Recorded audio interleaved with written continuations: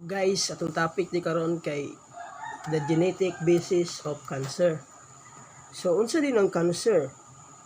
Cancer is a genetic disease. Cancer is caused by certain changes to genes that control the way our cells function, especially how they grow and divide. So mao din na ang cancer. So speaking of genes, genes control how your cells work by making protein. And all cancers begin when one or more genes in a cell mutate. Mutation creates an abnormal protein or it may prevent a protein's formation. An abnormal protein provides different information than a normal protein. This can cause cells to multiply uncontrollably and become cancerous. So, maori to guys. Ang cancer di ay magsugod kung one or more gene in a cell kay magmutate. Dayon, kung magmutate, mag-create na sila og abnormal protein or i-prevent nila ang protein formation. An abnormal protein mag-provide na siya different information than a normal protein. So, mao na hinungdan nga ang cell mag-multiply uncontrollably, dili makontrol ang pag-multiply sa cell. Mao na siya magka-cause of cancerous. Adto na punta sa genetic mutations. Naay duha ka types, basic types sa genetic mutations. Number 1 is acquired mutations and number 2 is germline mutations. So unsa din ang acquired mutations? Acquired mutation. These are the most common cause of cancer. They occur from damage to genes in a particular cell during a person's life. For example, this could be a breast cell or a colon cell, which then goes on to divide many times and form a tumor. A tumor is an abnormal mass. Cancer that occurs because of acquired mutation is called sporadic cancer. Acquired mutations are not found in every cell in the body and they are not passed from parent to child. Naay factors, common factors na mag-cause of cancers. Number 1 is tobacco.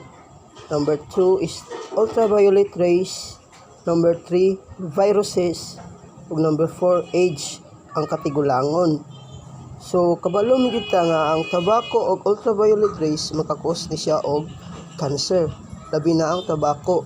Common na sa Pinoy nga magkasakit sa lalamunan o cancer sa lalamunan tungod anang sigarilyo. The last mutations called germline mutations. These are less common. A germline mutation occurs in a sperm cell or egg cell. It passes directly from a parent to a child at the time of conception. As the embryo grows into a baby, the mutation from the initial sperm or egg cell is copied into every cell within the body.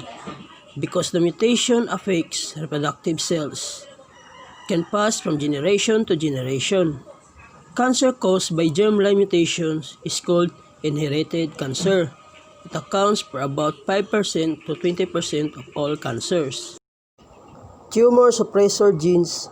These are protective genes. Normally, they limit cell growth by number 1, monitoring how quickly cells divide into new cells. Number 2, repairing mismatched DNA. And last, controlling when cells die. Oncogenes. These are turn a healthy cell into a cancerous cell.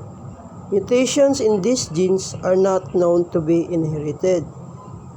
There are two common oncogenes. The HER2, a specialized protein that controls growth and spread. It is found in some cancer cells. For example, breast and ovarian cancer cells. Number 2, the Ras family genes. The Ras family of genes which makes proteins involved in cell communication pathways, cell growths, and cell deaths. The last one is DNA repair genes. This fixes mistakes made when DNA is copied. Many of them function as tumor suppressor genes. BRCA1, BRCA2, and P53 are all DNA repair genes. Three genes are the type of genes that link to a cancer: the tumor suppressor genes, the oncogenes, and the last one is the DNA repair genes.